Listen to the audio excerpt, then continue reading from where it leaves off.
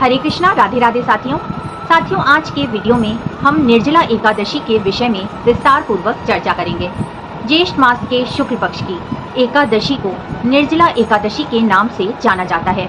जैसा कि नाम से समझ आ रहा है, निर्जला यानी बिना जल के उपवास रखना।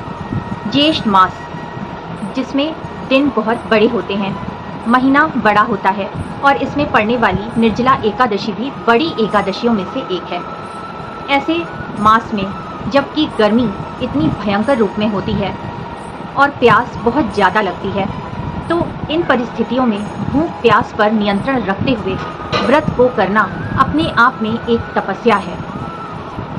निर्जल रहकर श्री हरि की तपस्या करने से और उपवास करने से श्री हरि अत्यंत प्रसन्न होते हैं और साधक को धन्य धान्य पुत्र आरोग्यता सुख समृद्धि व मोक्ष प्राप्त करवाते हैं। ये व्रत गंगा दशहरा के अगले दिन पड़ता है और ये व्रत हमें जल के महत्व को बताता है। इस व्रत में एकादशी के सूर्योदय से द्वादशी के सूर्योदय तक जल भी ना पीने का विधान है, जिस कारण इसे निर्जला एकादशी कहते हैं। इस व्रत से अन्य एकादशियों पर अन्न खाने का दोष भी छूट जाता है और साल भर की सभी एकादशियों का पुण्य फल प्राप्त होता है। इस एकादशी को भीमसेनी एकादशी भी कहा जाता है, क्योंकि पांडवों में भीम को भूख बर्दाश्त नहीं होती थी और वो बाकी एकादशियों का व्रत नहीं कर पाते थे। तब महर्षि वेदव्यास जी ने उन्हें केवल एक निर्जला एकादशी का व्रत करने को कहा था, जिससे उन्हें बाकी सभी एकादशियों का पुण्य मिल जाता। तब भीम द्वारा इस निर्जला एकादशी का उपवास रखने के कारण इसे भीमसेनी एकादशी भी कहते हैं। जो लोग बाकी एकादशियों का व्रत नहीं कर पाते, वो कम से कम इस निर्जला एकादशी का व्रत अपनी शारीरिक सामर्थ्य के अनुसार फलाहार या निराहार या निर्जला रहकर जरूर करें, क्योंकि ये साल की 4 बड़ी एकादशियों में से एक है और केवल एक एकादशी का व्रत करने से हमें सभी एकादशियों का फल मिल जाएगा। इसलिए ये एकादशी बहुत महत्वपूर्ण होती है। यदि फिर भी व्रत करने में आप असमर्थ हैं, तो निर्जला एकादशी की पूजा और व्रत कथा का श्रवण जरूर कर लें। इसका भी बहुत गुना पुण्य फल प्राप्त होता है। निर्जला एकादशी व्रत कथा का वीडियो आपको हमारे चैनल पर मिल जाएगा, उसे भी जरूर सुनिएगा। ऐसा नहीं है कि ये व्रत केवल निर्जला रहकर ही करना है। अपनी शारीरिक सामर्थ्य के अनुसार आप फलाहार लेकर भी इस व्रत को कर सकते हैं, क्योंकि प्रभु तो केवल भाव के भूखे होते हैं। आप प्रेम भाव से प्रभु के लिए जो भी करते हैं, उससे प्रभु प्रसन्न होते हैं।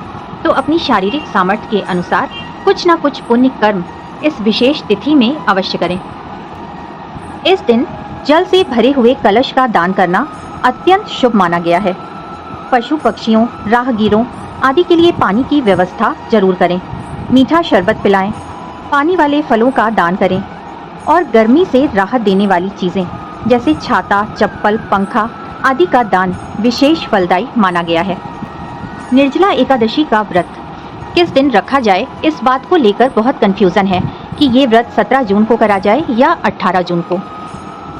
इस बार निर्जला एकादशी का व्रत उदया तिथि तथा महाद्वादशी मिश्रित होने के कारण 18 जून 2024 दिन मंगलवार को रखना उत्तम माना गया है। एकादशी तिथि शुरू हो रही है 17 जून 2024 दिन सोमवार को सुबह 4:43 से और इसका समापन 18 जून को सुबह 6:24 पर होगा। ऐसे में बहुत ही शुभ संयोगों के साथ ये व्रत 18 जून 2024 दिन मंगलवार को करना सर्वश्रेष्ठ है। साथियों, व्रत पारण का समय भी नोट कर लीजिए। व्रत पारण समय है 19 जून 2024 दिन बुधवार को सुबह 5:24 से 7:28 के बीच। मंगलवार का दिन है, तो इस दिन विष्णु भगवान, माता लक्ष्मी और हनुमान जी की पूजा अर्चना अवश्य करें। इससे विष्णु भगवान, माता लक्ष्मी और हनुमान जी की कृपा भी आप पर जरूर बरसेगी। विष्णु भगवान को इस दिन विशेष भोग में केले का भोग अवश्य लगाएं। इसके अतिरिक्त पीली मिठाई व साबूदाने की खीर ये भी भोग में लगाना अति उत्तम रहेगा। आइए साथियों, एकादशी व्रत नियमों की चर्चा कर लेते हैं। आप सब जानते हैं कि एकादशी 3 दिन का अनुष्ठान है। यानी ये व्रत दशमी तिथि से शुरू हो जाता है, तो दशमी तिथि को आपको केवल सात्विक भोजन ही लेना है और रात्रि का भोजन सूर्यास्त के पहले कर लेना है। और यदि आपको रात्रि में भूख लगती है तो आप फलाहार ले सकते हैं। अगले दिन यानी एकादशी तिथि के दिन सुबह जल्दी उठ जाएं। ब्रह्म मुहूर्त में उठने का समय उत्तम है, जो कि सूर्योदय से 1.5 घंटे पहले का समय होता है। फिर नहाने के पानी में गंगा जल, काले तिल, आंवले का रस जो भी आपके पास अवेलेबल हो उसे पानी में डालकर नहा लें। साफ सुथरे वस्त्र पहनकर पूजा की तैयारी करें और मुख्य द्वार पर हल्दी और गंगा जल मिलाकर स्वास्तिक बना लें। फिर प्रेम भाव से अपने प्रभु को उठाएं और पंचामृत से स्नान कराएं। यदि पंचामृत ना बना सकें तो शुद्ध जल में ही गंगा जल, काले तिल, चंदन, इत्र, पुष्प आदि मिलाकर प्रभु को स्नान कराएं। प्रभु का बढ़िया सुंदर श्रृंगार कराएं और पीली पोशाक धारण कराएं। प्रभु को धूप, दीप, तुलसी दल, जल, फल आदि अर्पित करें। फिर निर्जला एकादशी व्रत कथा का पठन या श्रवण करें और कुंज बिहारी की आरती के साथ एकादशी माता की आरती भी जरूर गाएं। पूरा दिन पॉजिटिव रहें। साथियों, पूरा दिन प्रभु श्री हरि विष्णु के श्री चरणों में अर्पित करें। किसी से कोई भी लड़ाई झगड़ा या हिंसा ना करें। आपकी कोशिश होनी चाहिए कि एक चींटी भी आपसे जानबूझकर ना मरे। हरे कृष्णा महामंत्र का जाप करें, गीता पाठ करें, विष्णु सहस्त्र नाम का पाठ करें या फिर जो भी आपको सुविधा हो। राधे राधे, हरे कृष्णा, राधे राधे।